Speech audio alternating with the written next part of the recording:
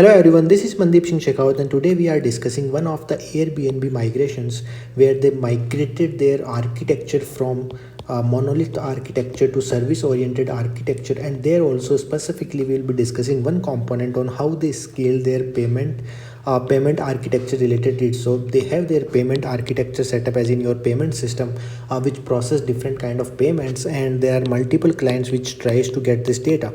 So how they re-architected it so that they can support the data reads at scale and with much easier and feasibility, both in terms of client wise as well as from the payments which is supporting these queries, basically the read queries. So how it got re-architected by the Airbnb, what were the challenges, what were the different solutions, so we will be deep diving into all of this. So let's start. Before that, if you are new here, consider subscribing to the channel MsDeep Singh. We keep on making content around distributed systems and system design, so you will learn a lot of things. I'm assuming that you already have subscribed, so let's move forward with the requirements. So if we talk about the requirements specifically, our first requirement is that we want to access payment related data with minimum latency, right? So let's say you have stored this data somewhere. Let's select a laser tool. Okay, so let's say that you have stored this data in a data store. Now this data store where the data is being stored, you want to retrieve the data in the minimum possible latency, right? We mentioned that this is a payment system. So this payment system has a particular data store, and this data store the data should be fetched in the minimum possible latency. This is our first requirement. If we talk about second requirements, what we want to do is multiple read clients. Now there are multiple clients, right? There are multiple clients which want to retrieve data from this payment system. So our system should be scalable enough so that you are able to support all these clients, and there can be multiple clients coming in future as well. There might be some clients which are like offboarding from the system, so it should be as in the easier process to do it. The third requirement is easy data access. Okay, so what we mean by is, now multiple microservices, there are multiple microservices in payment system itself, right? We mentioned that like probably when Airbnb started, there was a single monolith application. Okay, there was a single monolith application. Let's say this was an application payment system, but further it got divided into multiple services. Let's say billing service, right? Let's say your transaction service. So there were multiple services which was divided later on, and they have their separate databases. So there are multiple services involved in the payments architecture, and the client might be interested in combination of these two datas. We will be looking into the architecture right now, how it is like facilitated, the data is facilitated, and how it was solved further. Okay, so this is one of the requirement, that multiple microservices in payments architecture with separate data stores. Okay, you got this pattern here that we have multiple data services, payment related services. Let's say billing service, then you have transaction service, you have some other services which process different kind of payments, and they have separate data stores, and your clients might require data from multiple of these data sources, so you have to support that. Now if we talk about from the start, right, there was a single Airbnb application which has this pay-ins and payouts. Okay, when I say pay-ins, as in the money that is coming in from the customers, and payout could be specifically that the money which you are sending to the basically Airbnb hosts. Okay, so this contains all payments data such as billing, transactions, payout. All this data is stored and maintained by this single service. And if we talk about how this was further divided, we mentioned that there are multiple services in payments architecture itself. So we started off with a single application, this payment application, then it was further divided into, let's say, payout service, then you have billing service, then you have transaction service, and they have this separate databases. And you have one let's say presentation service, which is your front-end application. So front-end application, I have drawn the symbol wrong. So this is your, let's say, Airbnb application. Okay, Airbnb app, and this Airbnb app talks to presentation service. Presentation service is just that it facilitates the different data from different kind of services so that it can be displayed on the front end. Okay, so once presentation service gets a query, it will call multiple service to get the data. So this is what we are trying to optimize. Now what are the problems with this above architecture? We said that let's move from monolith to So we had monolithic earlier, then we moved to microservice architecture, service oriented architecture. Specifically, you have divided the single monolithic application into multiple services, okay, based on their specific tenants. So you did that, but still you are facing some kind of problems when you are trying to solve the read queries from the different databases, because our clients require data from multiple services. Now if we talk about the problems specifically, these are the problems which are in this architecture. So let's discuss one by one. So the first one is payment clients need to interact with multiple backend services, right? Here what we are doing is this presentation service, single presentation service needs to talk to multiple backend services, and these are complete payment architecture, right?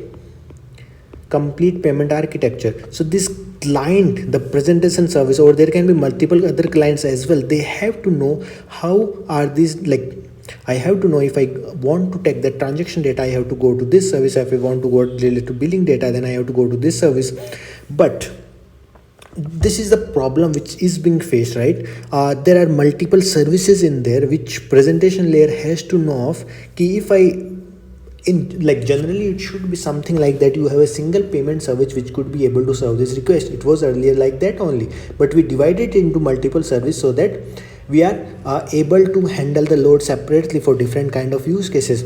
So additionally clients need understanding of where the data is present and which APIs to use. There are different APIs that are supported by these systems, and presentation system have to know about this. Now what are the issues with this approach? One is increased consultation, okay? So if this presentation, let's say this is the SD's software engineers of this team, and there are software engineers of this team. So these software engineer people has to interact with this team so that they figure out, yeah, this is the API which we want to use. If I want this data, then probably I have to go to this service. So there is lot of consultation, lot of guidance being involved here, and it definitely leads to extra time and increases your time to market of your application. So this time to market will increase definitely, because your lot of time is going into consultation specifically, right? You are not doing actually, your more time is going into deep dive of understanding of the architecture. But the ideal use case should be, if I am a presentation service and if I want a particular data, there should be a single place where I communicated that if I want this kind of data, then I should use this, right? The integration should be as smooth as possible, so that you don't waste that much of time here. In the deep dive, it should not be required, okay? The onboarding should be smooth. If you go to the second problem, API version changes for client and system requirements. Now there can be two things, okay? The two things could be, now let's say this presentation service has a different kind of requirement. Let's say this presentation service has a different kind of requirement. What is this requirement? That we want to fetch some kind of data, which is currently not supported by the APIs which are already present in all of these payment services. So we need support for a newer API, okay? Other thing could be, this is one thing, okay? Other thing could be, we made some changes. Let's say the billing service earlier, the API was V1 and we introduced something new which is called V2. Now these clients, these multiple clients which are present here, have to migrate to this V2 API. This is causing the problem, right? There are multiple clients. First is that you have to communicate to all these clients कि हाँ भाई कुछ change हो रहा है, do change that architecture, because if I want to move to from V1 to V2, two things is, actually you obviously want that everyone moves to V2, but that increase extra overhead then, and definitely it's not like that you can directly deprecate V1. You will have to provide the backward compatibility support to V1, right? So these are the things which are needed to be done extra, and definitely it will again increase your time to market, okay? So multiple teams coordination, they have to coordinate because of this version changes, ensuring backward compatibility. These are the two things which we already discussed. Complex read flows, this is another thing. Now how complex read flows? If we let's say this presentation service again have to get data from multiple services, so the read flow will be complex, as in let's say I have to combine the data from these two services, okay? So the kind of queries that has to be written by the clients becomes very complex. Now let's move to the solution. We discussed the issues, we discussed how from a single monolithic application we move to microservice architecture, and what kind of problems we face there. The diagram has become kind of messy, but anyway, we don't need it now. Okay, so let's move forward with the solution. So if we change our color of pen so that it's clearly visible, it is. By the way, if you haven't subscribed to channel yet, you should do that. Okay, now I believe you have already did that. So let's move to this architecture. This diagram is taken directly from the Airbnb blog. I will share that link with you in the description as well, video description as well. So if you want to go through that article as well, you can go through it. So this is the final architecture diagram which is being proposed and which is already in the production of Airbnb system serving the use cases. So if we what was done to do it. So below this diagram I also added the components which were introduced here, but before that let's take a high level view of the diagram. Okay, so what we did was, these are your multiple services. Okay, let's say this presentation service, these are the single services here. So these are the clients specifically. So this is your client layer. Now this is the extra layer which you introduced here. You have payment data read layer. This is the extra layer which is introduced. So clients, all the clients have to introduce in all the clients have to interact. So all the clients have to interact with this payments data read layer. They don't have to interact directly with the transaction service or billing service or any services which are involved in the payments architecture.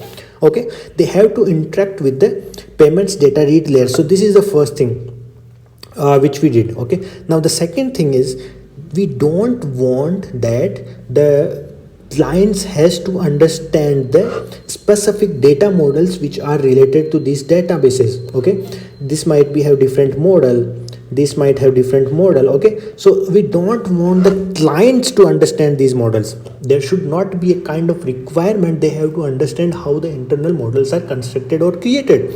We don't care about that. Let's say I want a transaction data, so that's all I care about. Okay, I want a transaction data. There can be different filters available. Let's say I want transactions from last 5 days, or I want transaction for this particular user, or I want transactions which are successful or are just failure.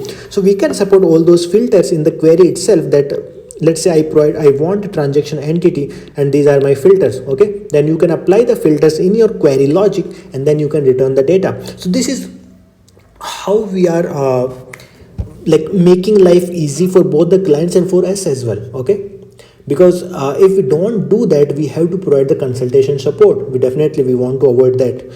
So if we talk about further, so I believe we are clear till this payments data read layer will ensure that it exposes the entities, different kind of entities, and presentation service or any of the clients can ask for that particular entity, and we will return the data based on any extra filters we have passed. Now after that is done, there can be two use cases that can arise. One is that you need data with strong consistency, or you need data with eventual consistency. Now why this is in picture actually, so the reason is that there can be lot of data, lot of customers we are doing transactions in real time, lot of payments going on in real time. Okay, now it might not be we might not have a requirement to gather the data gather the data in strong consistency, and there can be lot of filters. So I mentioned you that let's say you want a transaction entity and you passed a lot of filters.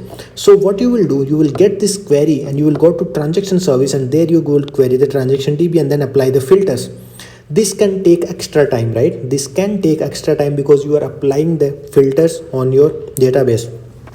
But what you can instead do is, if you can create an index out of your data, it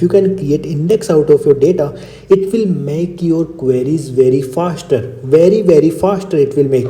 Definitely there is a concern that the data will be eventually consistent. Less than 5 seconds is the time which is being mentioned, but it will be significantly faster. If we talk about the latency number, this actually improved 150x. That is a huge number to go about it. Okay, so how this data is indexed is another concern, that once the data is pushed to your databases, your other service will index the data to your different indexes which are being created, and it will be served. So you have two flows here. One is that you got the data, okay, you got the data, this is your transaction DB. Once you got the data, what you will do, this indexing layer will create the indexes, push the data to indexes. Another one is your read optimized store query engine.